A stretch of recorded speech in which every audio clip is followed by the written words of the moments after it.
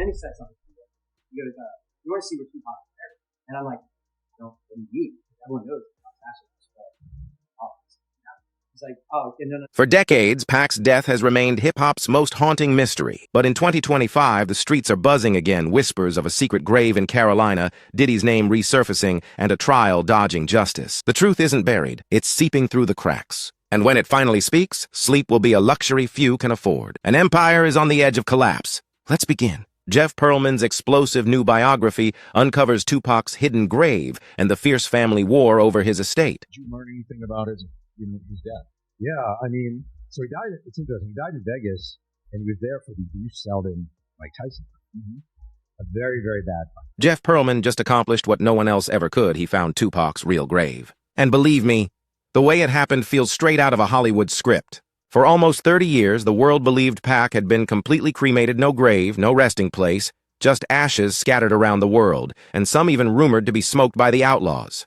But Pearlman's new book, Only God Can Judge Me, The Many Lives of Tupac Shakur, completely flips that story upside down, leaving the hip-hop world stunned. A sports biographer by trade, Pearlman spent 3 years diving deep into Tupac's life, conducting nearly 700 interviews. He spoke with everyone, family members like his sister Sakiwa and stepbrother Mopreme, childhood classmates, street hustlers, movie co-stars from Juice and Poetic Justice, Black Panthers, prison inmates, death row insiders, and even Tupac's high school girlfriend, who revealed over 100 love letters. The result is a portrait of Pac, not as the untouchable thug legend, but as a brilliant, broken, and lonely artist trapped by his own hunger for love and validation. Critics are calling it raw, powerful, and the most definitive account of Tupac's life, one that even his biggest fans never saw coming. I interviewed like some family members. Some family members happened with a number of them. And one guy goes, "Hey, do you want to tour the house? I'm the caretaker."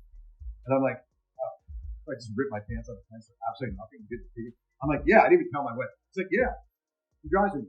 I'm literally inside a finishing. She's died in 2016. All her boxes were packed up. Here are her books. Really stuff. And then he said something to me. He goes, "You want to see where Tupac is buried?" And I'm like, "I don't. What do you mean? Everyone knows that Tupac's ashes were spread all over the city." He's like, "Oh, no. He has a great thing." I didn't let out in my head.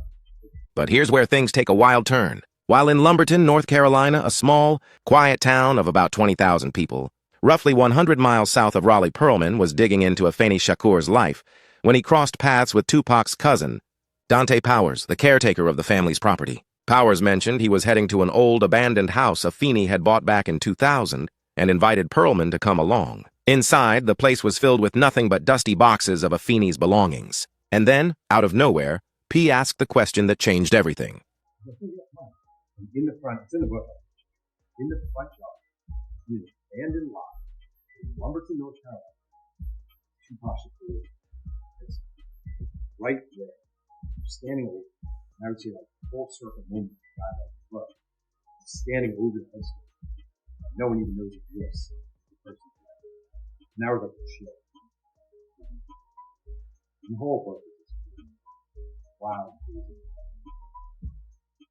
Afeni Shakur purchased the 56-acre property in 2000, 4 years after Tupac's death, building a sprawling home behind wrought iron gates. She lived there from 2002 until 2016, even marrying local preacher Gus Davis in 2004, though that marriage fell apart by early 2016, shortly before she moved to a houseboat in Sausalito. After her death in May 2016 at age 69, the property was left vacant, overgrown, and forgotten. Unlike the pilgrimage sites for Jim Morrison in Paris or Jimi Hendrix in Seattle, this was just an abandoned home in the middle of nowhere, concealing one of hip-hop's greatest secrets, Tupac Shakur's grave in the front yard. Why the secrecy? Pearlman believes it was out of respect. The family didn't want a circus like Graceland or Paisley Park, and Lumberton's isolation made privacy possible. But what's even more unbelievable is how the rest of Tupac's ashes were handled, just like something out of his own lyrics. Portions were scattered across Los Angeles, Georgia near Afeni's home, Soweto in South Africa, and along the Pacific Ocean. And yes, the outlaws truly did smoke some of his ashes mixed with marijuana at a memorial, exactly as Pac once rapped in Cremated, Last Wishes, "Smoke my ashes." Mopreme confirmed it, saying, we were just trying to feel close to him. Suge Knight later backed this story. explaining the family passed around a bag containing Pac's ashes the night he died, though he didn't participate due to probation. Pearlman's book, however, goes far beyond the grave revelation. He located the real-life survivor of Brenda's Got a Baby Now 33 and reunited her with her mother. He uncovered how Tupac shadowed crack kingpin Bobby Burton to prepare for Juice, and detailed the infamous poetic justice dispute where Janet Jackson demanded an AIDS test that Pac flat-out refused. The book also explores Tupac's lifelong guilt over the 1992 Marine City shooting that killed 6-year-old Quiet Walker Teal, a tragedy that haunted his music.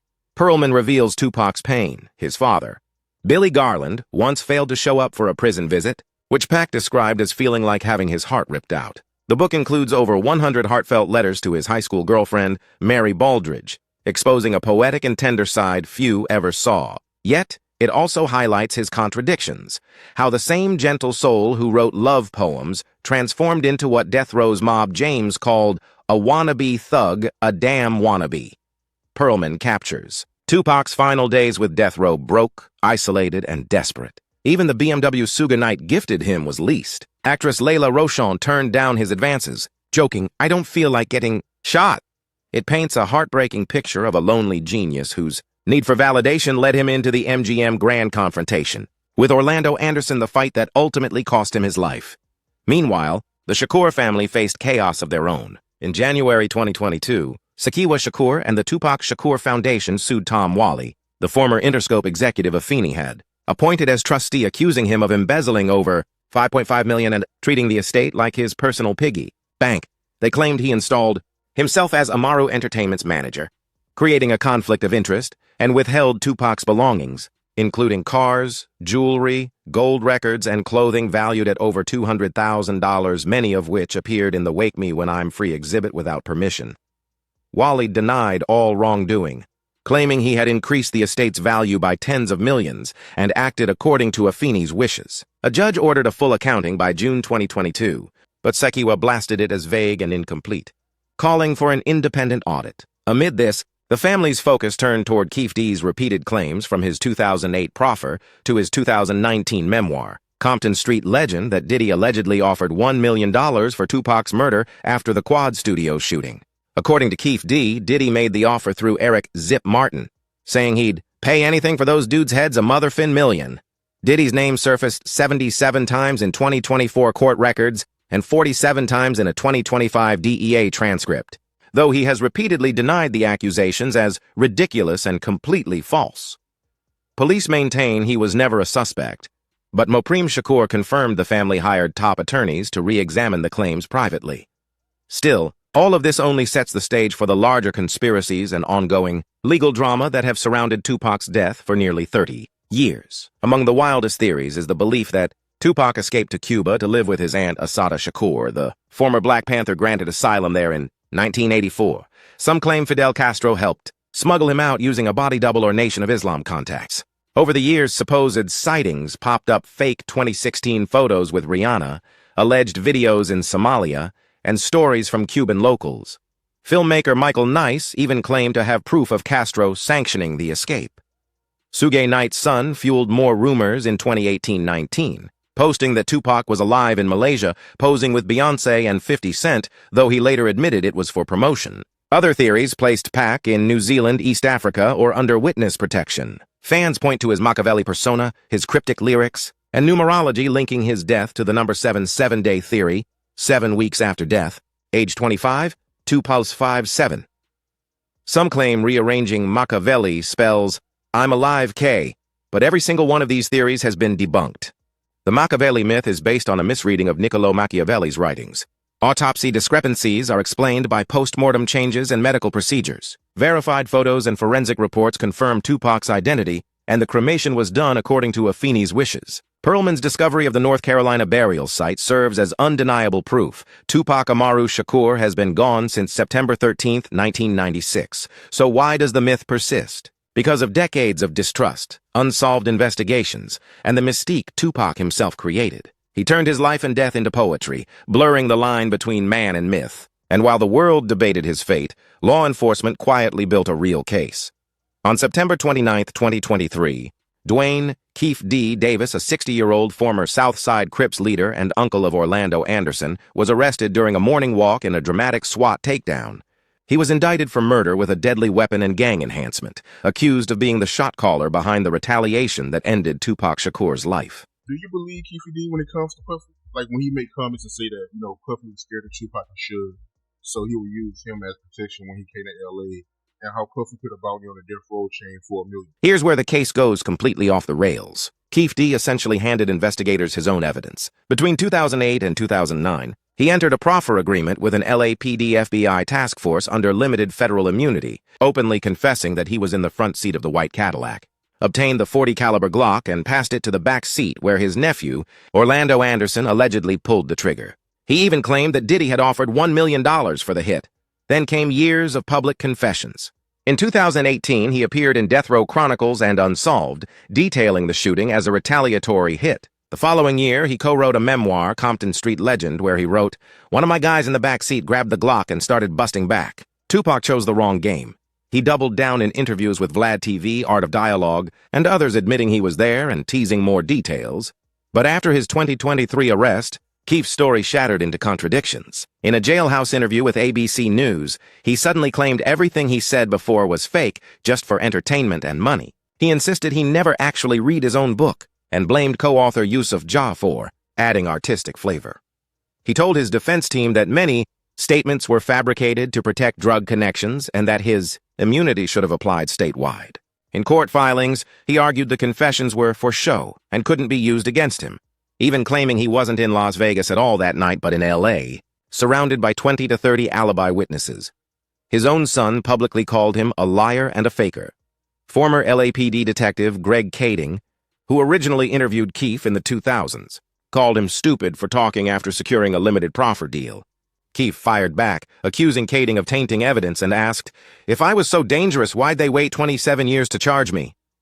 After flipping his story repeatedly, chasing book profits, TV deals, and supposed immunity, prosecutors argued he broke his agreement by going public. That allowed them to use every interview, confession, and memoir quote in court. In January 2025, his lawyer filed a motion to dismiss, citing lost evidence, missing witnesses, and delayed prosecution. But the motion failed. Then, in April 2025, Keith was convicted in a separate jailhouse fight and sentenced to 16 to 40 months that September, to be served concurrently with any future sentence. Meanwhile, Suge Knight, still serving 28 years for manslaughter, spoke from prison claiming he was 1,000% not testifying, insisting he knows who really pulled the trigger, and hinting it wasn't Orlando Anderson. Tupac's family expressed mixed emotions, relief at seeing progress, but frustration over the endless delays. That's why they hired high-profile attorney Alex Spiro to independently investigate Diddy's alleged involvement outside the criminal case. As of November 10, 2025, Keith D's trial is officially set for February 9, 2026, with no further postponements. He has pleaded not guilty, while prosecutors are pushing to admit all of his past interviews, the book, and his proffer statements as evidence. If convicted, former detectives like Greg Kading believe the verdict would finally close hip-hop's most infamous murder once and for all. But until that gavel falls, the case remains technically unsolved, a 27-year-old ghost still haunting the rap world. To truly understand how it all began, why this murder happened, and why justice took nearly 3 decades, you have to go back to the war that ignited it all. The East Coast-West Coast rivalry, and how Tupac's friendship with Biggie Smalls turned into the blood feud that killed them both. That's why it goes down to the chain snatching. When the people were saying, when the people first tried to snatch the chain, rumor back then that it was a bounty on that chain, that Puffy was saying, we want to put this chain in in our video, and that's why the guys tried to snatch the chain, and they didn't get the chain, and that's why Pac really took off and just started, you know what I mean, and fighting Orlando, because Pac looked at it like, this is my beef. The official story goes like this. Tupac Shakur was gunned down in a gang retaliation hit after he and several Death Row affiliates jumped Orlando Anderson in the MGM Grand Lobby. Just hours later, Southside Compton Crips rolled through in a white Cadillac and opened fire on Suge Knight's BMW at a Las Vegas intersection, fatally hitting Pac. But that was only the spark, not the cause. The truth is, Tupac's murder was the explosive finale of a 2-year war between the East Coast and West Coast. Hip-hop scenes a feud that he and the Notorious B.I.G. transformed into the most dangerous rivalry in rap history. What began as friendly competition between regions evolved into a corporate-backed street war, complete with real gang ties, million-dollar bounties, and diss tracks that left bodies behind. The East Coast-West Coast tension didn't start with Tupac and Biggie, but they became its faces and, ultimately, its victims. Hip-hop was born in the Bronx during the 1970s, giving rise to deep East Coast pride. By the late 80s, the West Coast had taken the spotlight with NWA's Straight Outta Compton, 1988, putting Compton's raw street life and gang culture on the global map. The first lyrical shots came in 1991 when Bronx rapper Tim Dog dropped Compton, dissing NWA and the entire West. Dr. Dre fired back on The Chronic 1992, taking aim at Tim Dog and Eazy-E. But behind the beats and bars, the record labels Death Row in LA and Bad Boy in New York turned artistic rivalry into a corporate gang war that